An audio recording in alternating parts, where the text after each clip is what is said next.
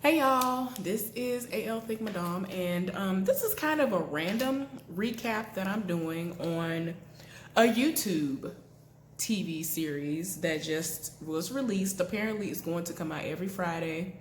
I had it on my list of things to watch, and I think it's entitled Boss Moves, and it is going to go over the behind the scenes and all that daily type of situation that's going on with Coach D, Dianna Williams, who is the coach and how did they say it?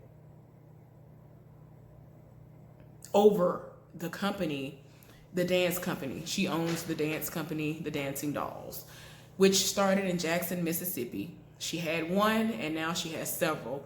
A few are in Birmingham, Alabama. At least one is in Atlanta, Georgia. And I think there's just one in Jackson, Mississippi. Apparently, a lot of the stuff was true that I'd heard if you actually used to watch Bring It, which is the name of the TV show that her girls were featured on. Now, let me explain what it even means. I'm over here talking like y'all know. Everybody don't know what I'm talking about. For y'all who don't know what I'm talking about as far as who she is, what Bring It is, Dancing Dolls, any of that, all of this is surrounding girls who are really small children on up to the ages that would eventually have you exiting out of high school. And you go in there, you dance. She used to do majorette and all this other stuff at, I think, Jackson State University is her alma mater. And she, has her credentials in order. A lot of people have come from all over to be up under her leadership. And they know that with her name attached to certain things that they can go further when it comes to their child or whoever the person is in relation to them that is coming to Dianna for this help. So, what I did not know was that the first building that she had where the original site is, there is over $100 and something thousand in debt. So basically that has to be paid back on top of the bills. So she has several mortgages or leases that have to be paid every month, 3 or 4 of those, 3 or 4 gas bills, 3 or 4 water bills that have to be paid. Then you have to deal with a lot of the parents who aren't paying their dues. So in all honesty, she made a point to say that when there were a whole lot of parents not paying their membership dues for their children in order to keep the doors open, the lights on, all this other stuff, when Bring It came along, they were able to kind of save it. Y'all, she said in the beginning when she only had that one building, before Bring It came along, they were struggling to keep the doors open. Don't even know how the doors were open. They had a Dodge Charger that they were like 3 payments behind on, and they were barely eating, and bills were barely getting paid there, and like it was just a blessing that it came when it came. And then a lot of other doors started opening up when the show aired and it took off. And a lot of people felt like she left them behind when who has now moved to Atlanta, Georgia, to focus on the Alabama locations and the Atlanta locations. And it's just a lot. And it's like, girl, you was doing the most. In her mind, she felt like, I'm doing a lot. Let me open up locations elsewhere. I guess that she felt like there was a need or people asked. And she put that out there, and she was, since she felt compelled to put that out there, she opened those locations up. She had people in place, but people want to see her. So it's like, I feel like if people want you, they're going to come to where you are no matter where it is. So unless you are going to be bi-coastal or whatever, then there was no reason for her to set up a location here and then set up a location there, and I don't even want to say complain. Then like when the show was actually still airing, she would say, I can't be in 2 places at one time. I got these issues going on at the Alabama location. The girls here ain't acting the way they're supposed to act. So I'm going to Alabama to be with them. I have to spend time with them too. And when she's leaving other people in charge, sometimes the girls slack off, and it was a lot.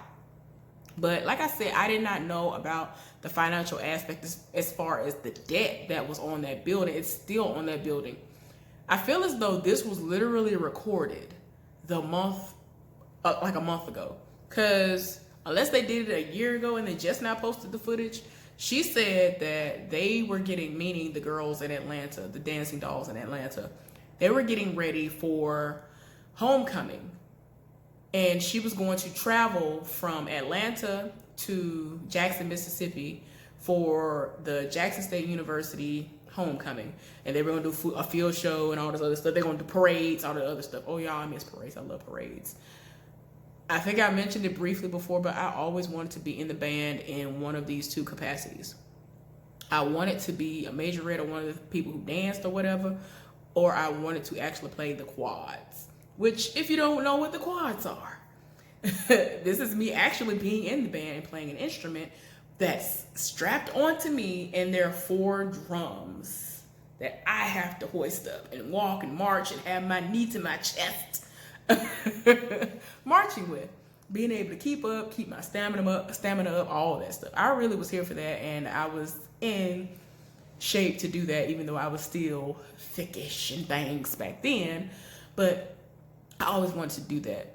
Everything about the band and like every moving part, it always fascinated me. But my parents couldn't afford it, so they couldn't afford that. So you would have to pay for the uniforms at the school that we were at. You had to pay a fee for the uniform rental and all this other stuff. Couldn't pay for that. Couldn't afford for me to take cosmetology courses while I was in high school, because all of my classes for the most part were done. And if I would have been able to go, I would go to class until like 11 or 12. And then from 12 until 3 o'clock, I would be off campus, off site as they call it, wherever they were holding the cosmetology courses. And that was like $300 and something. And that would pay for like a mannequin head and like a few other things, like the workbook that we were gonna need, like all that stuff. Y'all, I couldn't afford none of that. My parents could not afford any of that stuff. I didn't have a job. I lived in the country, first of all. I rode the bus, second of all. So if I ain't got no ride there, my parents had vehicles, but we lived too far away to be sitting up here trying to take me back and forth to anybody's practice. So, I mean, in all honesty, had they had the money, they would have sacrificed, and I would have had like my aunt or somebody to come get me, and then they would have been able to at least meet her halfway, because that's not as far as just true driving from home. Like from our house to my aunt's house is like 20 miles, 30 miles. Then on up to the school, that's an additional 10 miles. So that's 40 miles one way. Like, that's too much. It's too much in one day. That's just going there. So imagine if they would have been going to get me. So they would have had to drive 40 miles there and 40 miles back. Now, I understand there are people who do that. And there have been people who've driven like 3 hours or however many hours per day one way just to go to Dianna's actual location in Jackson, Mississippi. But my parents wouldn't have been able to do that, and they lived in the city. We lived within the city limits, but we just lived on the outskirts. It was still Montgomery County that we lived in. Y'all, they actually showed some behind the scenes of how she normally gets down, cussing them children out. You're going to get it right or you're going to get cut. And even if you made cuts, it ain't never too late to get cut. And then, like, she was talking to this one girl. I asked her, is she willing to hold the banner? She said, no, I don't want to hold the banner. So she was like, I know this girl and say what I think she said.